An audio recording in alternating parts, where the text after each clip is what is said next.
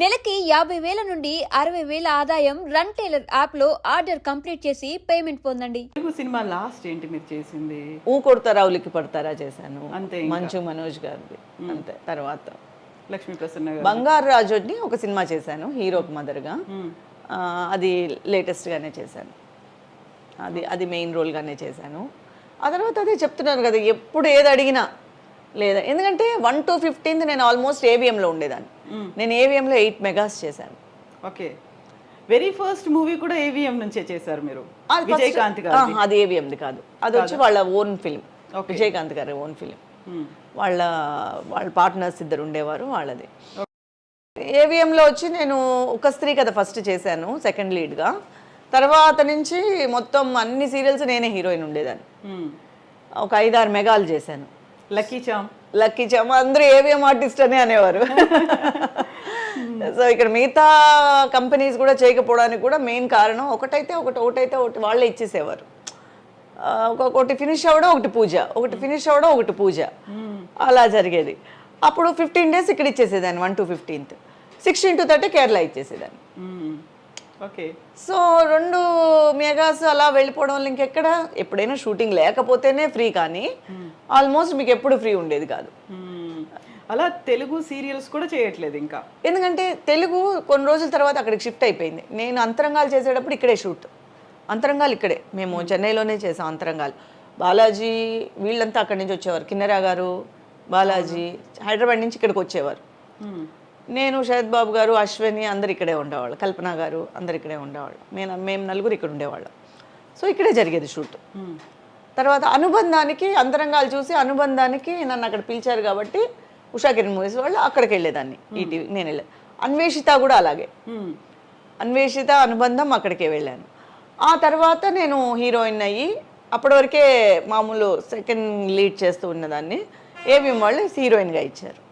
ఆ తర్వాత ఇంకా హీరోయిన్గా కంటిన్యూస్గా చేయడం వల్ల ఇక్కడే ఉండిపోయాను. ఆ తర్వాత మలయాళం ఎంట్రీ అవ్వడం వల్ల ఇక్కడ అసలు ఇంకా తెలుగుకి అక్కడ తర్వాత ఏంటంటే అంతా షిఫ్ట్ అయిపోయింది అక్కడికి, మన హైదరాబాద్ షిఫ్ట్ అయిపోయారు, చాలామంది ఆర్టిస్టులు షిఫ్ట్ అయిపోయారు.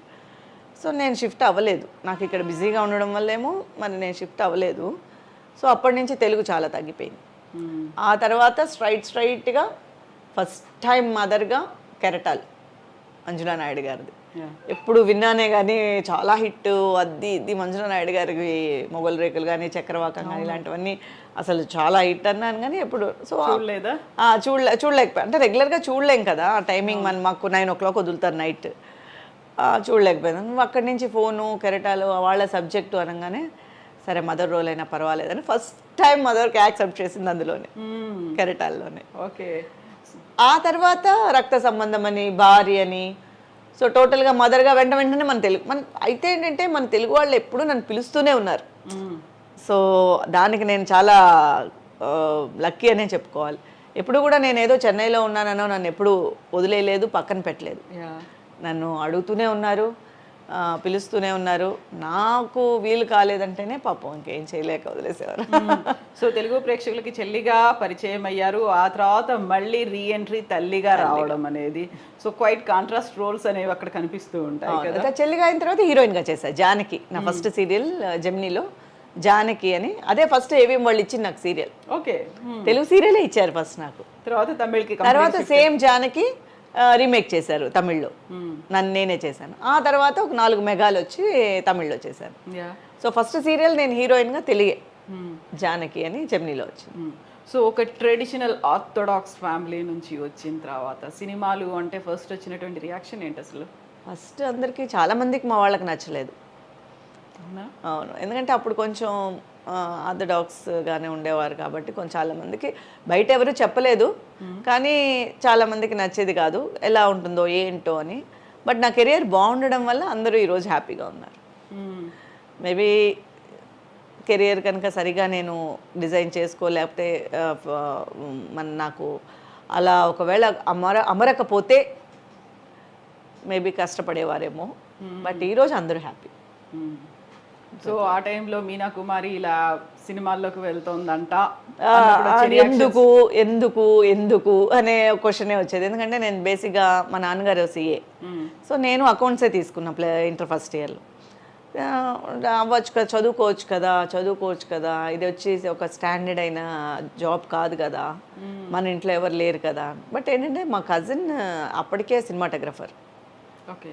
సో తను అప్పటికే ఫిల్మ్ స్టార్ట్ చేసి జీన్స్ తనే చేసింది, సెకండ్ కెమెరా మొత్తం అశోక్ కుమార్ గారితో. సో జీన్స్ తను మొత్తం అన్ని దేశాలు చూసి వచ్చేసింది ఫస్ట్ సినిమాకే. ఓకే.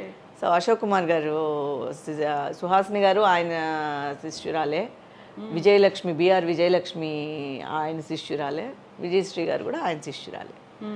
సో తను ఉండే దానివల్ల కొంచెం ధైర్యం ఉండేది. అంటే మనం ఏం తెలియకుండా అడుగు పెట్టలేదు కదా. సో మన వరకు మనమై వెళ్ళి, మనమై అడిగి, మనమై అవకాశాల కోసం ఎదురు చూడలేదు. సో తనని అడగడము, తను ట్రై చేసిందంటే తను అంటే చేస్తుంది అని చెప్పిన తర్వాత అదే చెప్తాం కదా, హీరోయినే అని ఉంటే ఒకవేళ ఏమైనా నేను చాలా కష్టపడాల్సి ఉండిందేమో, అవకాశాల కోసం నేను వెతుక్కోవాలని, హీరోయినే చేస్తానని ఒకవేళ రూల్స్ ఏమైనా పెట్టుకొని ఉంటే మేబీ కష్టపడాల్సి ఉండొచ్చేమో. నేను ఆ రూల్స్ పెట్టుకోలేదు కాబట్టి నాకు హ్యాపీగా ఇలా జరిగిపోయింది.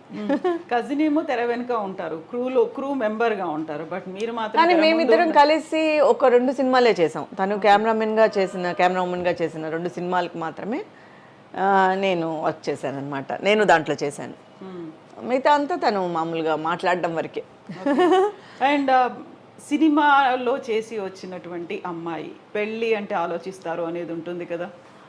ఫస్ట్ ఆలోచనే ఉండేది, కానీ మా అత్తయ్య గారు అబ్బాయి వాళ్ళు ఫిక్స్ అయిపోయారు కాబట్టి ఫస్ట్ నుంచి నన్ను చిన్నప్పటి నుంచి అనుకున్నారా? అందుకని ఆ ప్రాబ్లం నేను ఫేస్ చేయలేదు. ముందే చిన్నప్పుడే డిసైడ్ అయిపోయింది. వాళ్ళు డిసైడ్ అయిపోయారు. ఓకే. మీకు ఆప్షన్ లేకుండా చేశారా? నాకు అసలు ఏ ఆప్షన్ ఇవ్వలేదు. సో నేను మొత్తం నా కెరియర్ మీద నేను కాన్సన్ట్రేట్ చేసుకున్నాను. సో పర్సనల్గా ఇలాంటి విషయాల మీద నేను ఎప్పుడు కాన్సన్ట్రేట్ చేయలేదు. అన్నీ నా ప్రమేయం లేకనే అన్నీ అయిపోయాయి. కాకుండా అప్పటికే మీరు ఈ గ్లామర్ ప్రపంచంలోకి వచ్చేసారు, ఎవరెవరు ఏంటి అనేది తెలుసు, ప్రతి ఒక్కటి తెలిసింది. అంతకుముందే నేను వాళ్ళకి ఒక కోడల కింద ఫిక్స్ అయిపోయాను కాబట్టి వాళ్ళలో ఒక మనిషి అయిపోయాను నేను. అవునా? యూజువల్ గా ఇక్కడికి బయటకు వచ్చి ఈ ప్రపంచాన్ని చూసిన తర్వాత లేదు సంబంధం కుదిర్చాము ఇలాగే చేసుకోవాలి. నేను చాలా మంచి కిడ్ యాక్చువల్గా. అమ్మ నాన్న చెప్పిన మాట పెద్దవాళ్ళు చెప్పింది యాజ్ వింటాను నేను. ఫస్ట్ నుంచి నాకు అది అలవాటు ఉంది. సో వాళ్ళు ఏం చెప్తే నా లైఫ్లో అలా జరిగిపోయింది. సో జరిగిపోయినవన్నీ నా మంచిగా జరిగాయి అనమాట. ఓకే. ఆ ఫ్యామిలీ, హస్బెండ్ ఫ్యామిలీ వాళ్ళు చాలా అండర్స్టాండింగ్. వాళ్ళ అబ్బాయి కదా ఇప్పుడు ఎవరైతే నేను మ్యారేజ్ చేసుకున్నా వాళ్ళ చెల్లెలే సినిమాటోగ్రఫర్. ఓకే. బాగా కలిసి వచ్చింది. అలాగే బాగా ఆ ఫ్యామిలీ ఫుల్ గా నన్ను ఫస్ట్ వాళ్ళు యాక్సెప్ట్ చేసిన తర్వాతే నేను ఈ ఫీల్డ్ లోకి వాళ్ళు నన్ను దించారు. పర్మిషన్ తీసుకున్నారు ఫస్ట్. తను కూడా మీ కజిన్ కూడా రికమెండ్ చేసి ఉంటుంది. సో వాళ్ళు నాకు ఎప్పుడు అసలు ఆ జోన్ నాకు ప్రాబ్లమే రాలేదు. ఓకే. అలా రానే లేదు. సో పెళ్ళైన తర్వాత కూడా షూటింగ్స్ అని వెళ్ళడం అంటే నాకు వాళ్ళు సపోర్ట్ చేసేవారు. మా మావయ్య గారు నాతో వచ్చేవారు, మా అత్తయ్య గారు నాతో వచ్చేవారు. సో నాకు మెయిన్ సపోర్ట్ వాళ్ళే. ఎందుకంటే మా అమ్మ నాన్నగారు ఆల్రెడీ చెప్పేశారు, మీ ఇష్టము, ఇంకా మీకు ఇచ్చేసాము, మీరు పెళ్లి చేసుకుంటున్నారు అనేసి. మీరేం చెప్పినా తను వింటుంది అంతే. సో వాళ్ళు ఎలా చెప్తే నేను అలా వినేదాన్ని. ఒకటే ఏంటంటే యాక్ట్ చేయడం వరకు మాత్రమే నాకు ఇండివిజువల్ ఇది ఉండేది. ఆ క్యారెక్టర్ ఏంటి, ఎలా యాక్ట్ చేయాలి, కాస్ట్యూమ్స్ ఏంటి, దీని మీద ఒక్కటే నాకు అవగాహన కావాలన్నమాట. మీ ఇంకా దేని గురించి నాకు అవసరం లేదనమాట ఇంట్లో. అలా ఉండేదాన్ని. హస్బెండ్ వచ్చేవాళ్ళ మరి? ఒక్కొక్కరు చాలా తర్వాత లేటర్. ఫస్ట్లో వచ్చేవారు కాదు. ఫస్ట్లో మావయ్య గారు ఎక్కువ వచ్చేవారు, అత్తయ్య గారు వచ్చేవారు, అమ్మ వచ్చేవారు అప్పుడప్పుడు. తర్వాత లేటర్. ఓకే. మీరు షూటింగ్ స్పాట్లో అక్కడ లొకేషన్లో ఉన్నప్పుడు మా మామగారు, మా అత్తగారు అని చెప్తే ఎలా ఉండేది? అంటే అందరు ఏమనుకునేవారంటే యాక్చువల్గా నాన్నగారు అలా, ఎందుకంటే అందరితో వాళ్ళే వస్తారు కదా. సో అలా అనుకునేవారు. నేను కూడా ఆ భయం ఉన్నిలే. సో ఎవరో అంటే ఆ భయం ఉండదు కదా, మనకి ఆ భయం ఉంటుంది. ఇప్పుడు అది నెసెసిటీ కాదు. నేను చేసే యాక్టింగ్కిను నేను చేసే కథాపాత్రానికి నాతో వచ్చేవాళ్ళు ఎవరు అనేది ఇంపార్టెంట్ కాదు వాళ్ళకి. నేను పెద్ద ఎవరితో మనం షేర్ చేసుకునేదాన్ని కాదు.